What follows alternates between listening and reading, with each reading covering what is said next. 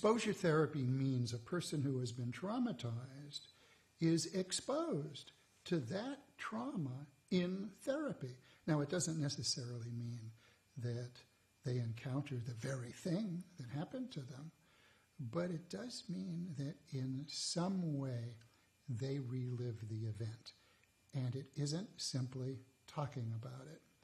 So in EMDR, eye movement desensitization and reprocessing, the therapist waves a finger in front of the client's eyes, causing them to move their eyes at the same time that they are recollecting the rape or the gunshot or the tsunami.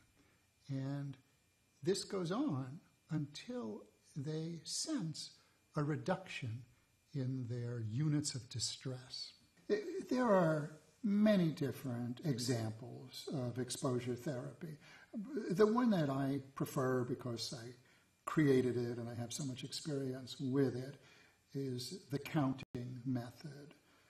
I count out loud to 100 while my patient remembers silently what they went through. And they fit that memory of theirs into the 100 seconds it takes me to count out loud. And they know it's coming to an end. Now, after it's over, then they put it into words, and I write it down, and then I read it back to them.